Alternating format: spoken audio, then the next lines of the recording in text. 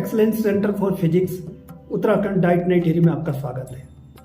राज्य स्तरीय इस कार्यशाला में हम भौतिक विज्ञान पाठ्यक्रम के अंतर्गत रेडियो एक्टिविटी की जो यूनिट है उसमें किस तरह से बच्चों को गतिविधि या भौतिक विज्ञान के प्रयोग द्वारा बच्चों को रेडियो एक्टिविटी को बेहतर ढंग से समझा सकते हैं, इसका प्रयास यहाँ पर कर रहे हैं।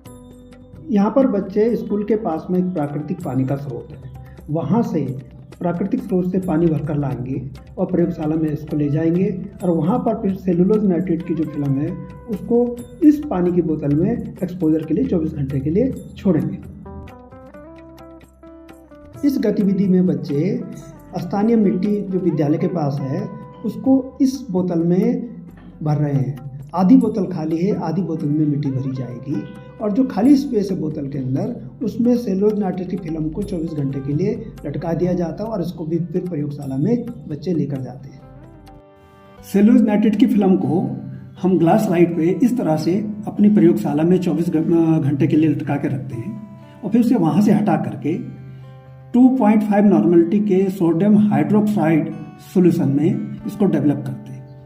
यहाँ पर हम ये कोशिश कर रहे हैं कि किस तरह से हम 2.5 नॉर्मलिटी का सोडियम हाइड्रोक्साइड सॉल्यूशन जो है अपनी ही प्रयोगशाला जो माध्यमिक स्तर की प्रयोगशाला होती है कक्षा 9, 10, 11, 12 के लिए वहाँ पर डेवलप कर सकते हैं। 50 ग्राम सोडियम हाइड्रोक्साइड लिया और उसको 1 लीटर आंसू जल में जो है इस तरह से मिला करके एचिंग बाथ में डाला। इस एचिंग बाथ में हमने फिल्म को यहाँ पर लटका रखा है और यहाँ पर 1 घंटे के लिए हम फिल्म को जो है डेवलप करते हैं 60 डिग्री टेम्परेचर पर इस सॉल्यूशन में और 1 घंटे तक इस तरह से रखेंगे और फिर देखते हैं कि किस तरह से इसका टेम्परेचर जो है हम सेट कर पाते हैं कॉन्स्टेंट एचिंग बाथ में। इसके बाद इस फिल्म को 1 घंटे बाद यहाँ से हटाते हैं और हटाने के उपरांत देखते हैं कि कहीं हमारी जो सेलुलोज नाइट्रेट की जो लेयर थी वो पिघली तो नहीं। ये हमने सोडियम हाइड्रोक्साइड की लेयर जिसे डेवलप्ड सेलुलोज नाइट्रेट फिल्म को अलग किया प्लास्टिक बेस से और फिर इसको स्पार्क काउंटर के ऊपर सिल्वर माइलर होती है इस पे के माध्यम से इसको जो है इसकी काउंटिंग करने की कोशिश करेंगे। तो इस तरह से जब हम इसको यहाँ पर काउंटिंग करते हैं तो हम देखते हैं कि छोटे छोटे स्पार्क यहाँ पर दिखेंगे और उन स्पार्क की जो गिनतियाँ हैं वो इस मॉनिटर पर हमको दिखाई देंगी। आप देख रहे संख्याएं बदल रही हैं तो ये बता रही कि कितने अल्फा ट्रैक्स जो हैं यहाँ पर हैं।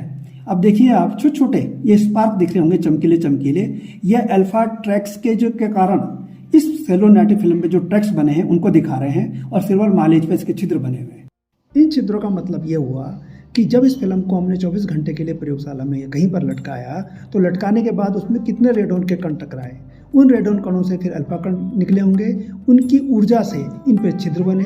जितने अधिक छिद्र उस पर बनेंगे उतनी ही ज़्यादा वहाँ पर सक्रियता होगी।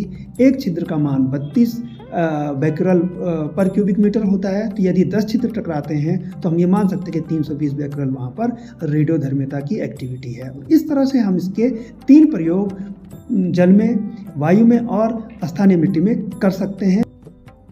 इस तरह से राज्य के दूरस्थ विद्यालयों में भी हम रेडियोधर्मिता के 3 प्रयोग बच्चों को करवा सकते हैं। उन विद्यालयों में भी जहाँ पर के संसाधन उपलब्ध नहीं है और इस प्रयोग में मुश्किल से 20 से 25 रुपये में हम ये प्रयोग करवा सकते हैं 4-5 बच्चों को। तो हम ये प्रयास करें कि हम कम से कम खर्चे में लो से लो कॉस्ट में बच्चों को रेडियोधर्मिता के वो प्रयोग करवाएं, वो गतिविधियाँ करवाएं जो कि अभी तक स्कूलों में नहीं करवाई जाती है और जो पाठ्यक्रम में थ्योरी के रूप में तो रखी गई है किंतु गतिविधि या प्रयोग के रूप में नहीं रखी गई है।